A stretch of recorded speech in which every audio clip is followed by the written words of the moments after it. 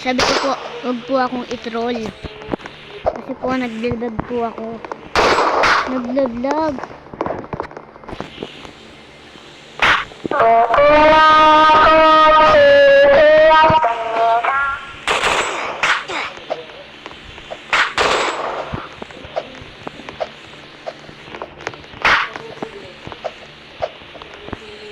Pagpasensya nyo na po to ah.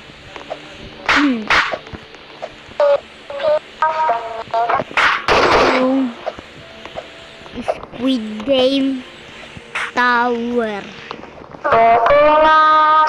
Dito, di ba yung mga binibigyan ng ganito po? Di ba po ganito po sila magiging player? Kukwentuhan ko lang muna po kayo habang po nagpo-parkour ako. Yung mga player sa Squid Game. Tapos yung tututo nagpakamatay.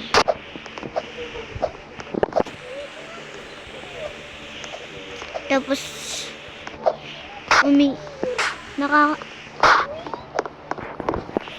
pinotektahan niya yung anak niya po.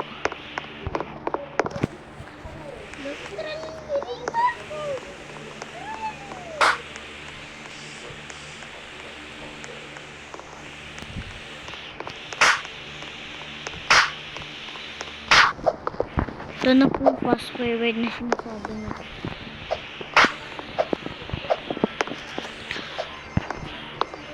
Kasi may mga washer po dyan.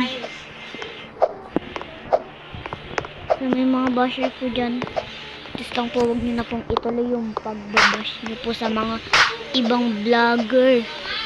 Kasi po hindi naman po kayo nasasaktan eh. Yung mga ibang vlogger naman po yung nasasaktan eh. Alam niyo po kung bakit? Kasi po, hindi naman po kayo nag-vlog. Kayo na nga lang po yung nag-chat. Binabash niyo pa po. Ayun lang po yung masasabi ko. Kasi po, yung mga ibang bash dyan, kunyari lang. Yung mga iba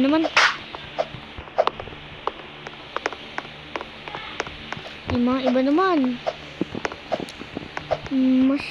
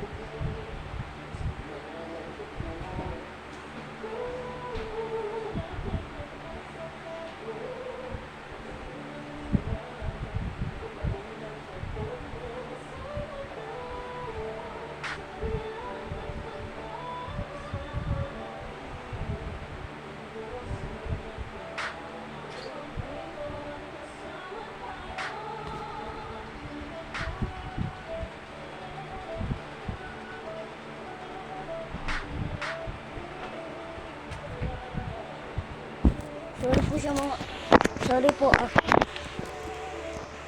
Tinawag po kasi ako ng mga magulang ko eh. Kasi po yung support namin.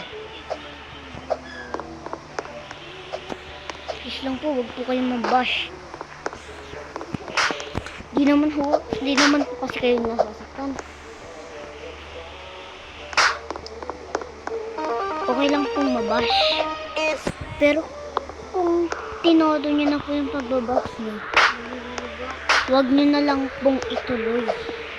Kasi po hindi naman po kasi kayo nasasaktan. Salamat nga kayo, hindi kayo sinasaktan ng Diyos. Kung kayo mag-vlog tapos binash kayo, kasi mararanasan nyo din yun. Yung pagbabash, hanggang sa masanay po kayo. Ayun lang po yung masasabi ko. Kasi po, alam niyo po, bakit po? Kasi po, hindi po lahat ng tao hindi po maiyakin. Katulad ko po. Iyakin, pero matapang din palaban.